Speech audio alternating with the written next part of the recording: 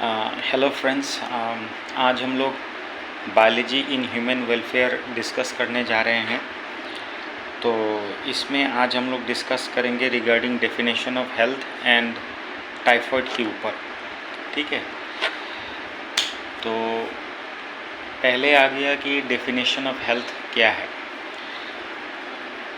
तो ग्रीक्स और Indian system, Ayurveda जो इंडियन सिस्टम ऑफ मेडिसिन है, और ग्रीक्स जो उनके जो वे ऑफ ट्रीटमेंट था, मेडिसिनल वर्क था, उन्होंने ये डेफिनेशन दिया था कि it is a complete state of considered as a state of body and mind. सिर्फ बॉडी एंड माइंड को ये लोग बैलेंस स्टेट में रहेगा, तभी एक आदमी हेल्दी रहेगा। ये ग्रीक्स लोग और Indian system of medicine Ayurveda जो है, इसमें ये इस तरह से डेफिनेशन दिया गया है। तो हेल्थ का मीनिंग हो गया कि एब्सेंस ऑफ डिजीज़ और physical fitness, absence of disease and और फिजिकल फिटनेस।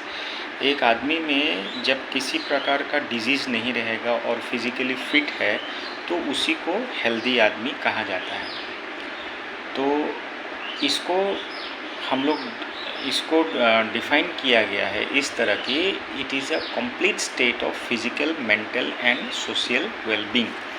मतलब फिजिकली फिट भी रहना पड़ेगा, मेंटली भी फिट रहना पड़ेगा और सोशली भी फिट रहना पड़ेगा, तभी एक आदमी प्रॉपर हेल्दी कहा जाता है।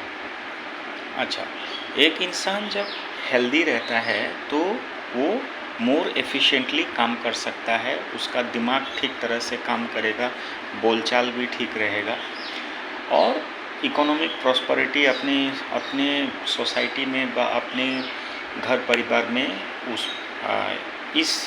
जो अगर फिज़िकली, मेंटली और सोशली फिट रहेगा तो इकोनॉमिक प्रॉस्पेरिटी भी आएगा, और इस तरह से एक इंसान का जो आयु है वो भी, लॉन्जिविटी है वो भी बढ़ेगा, और infant and maternal mortality rate भी कमेगा। अच्छा, एक इंसान हेल्दी रहने के लिए प्रॉपर बैलेंस डाइट करना ज़रूरी है, प्रॉपर हाइजीन मेंटेन करना ज़रूरी है, और प्रॉपर रेगुलर प्रैक्टिस और प्रॉपर प्रैक्टिस एक्सरसाइज भी करना ज़रूरी है। अच्छा, तो इस तरह के जो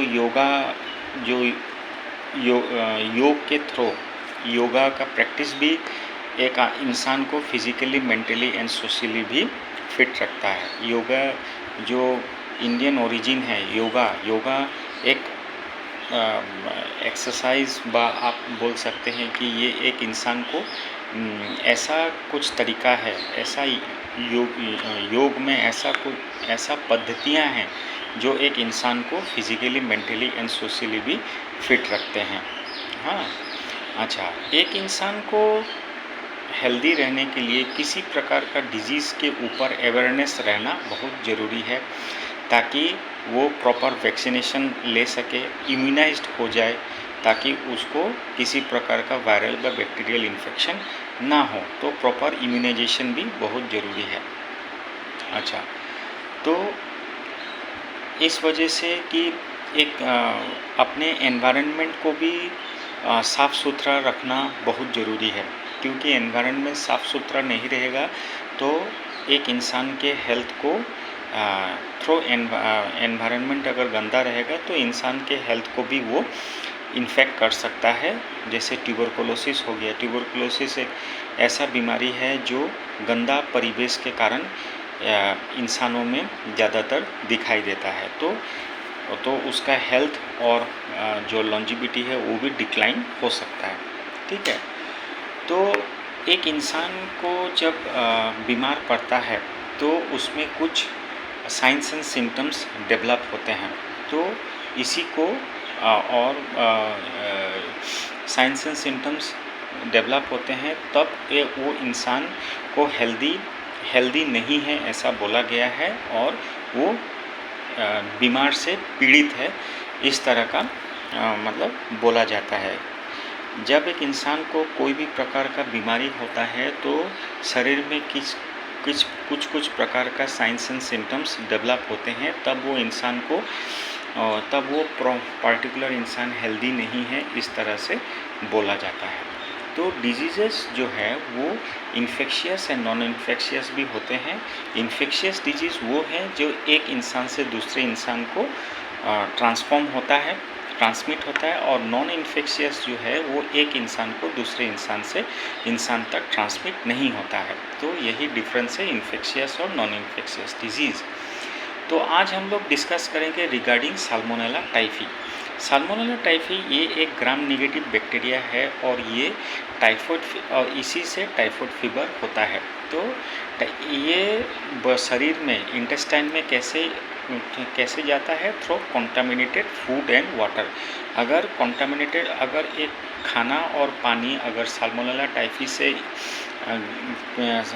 कॉन्टामिनेटेड है तो वो एक इंसान के शरीर में एंटर करता है और ये अदर ऑर्गन्स तक भी स्प्रेड करता है थ्रू ब्लड। इसमें जो बुखार है वो स्टेप लेडर पैटर्न जैसा आता है। हाँ, स्टेप लेडर पैटर्न टाइप होता है और इसमें कॉन्स्टिपेशन होता है, हेडेक होता है, लॉस ऑफ एपेटाइट होता है और कुछ पेशेंट में इंटेस्टाइनल परफोरेशन भी होता है। अच्छा, टाइफॉइड फीवर को ब्लड टेस्ट के द्वारा कंफर्म किया जाता है और उस ब्लड टेस्ट का नाम है वाइडल टेस्ट और साल्मोनेला टाइफी IgM।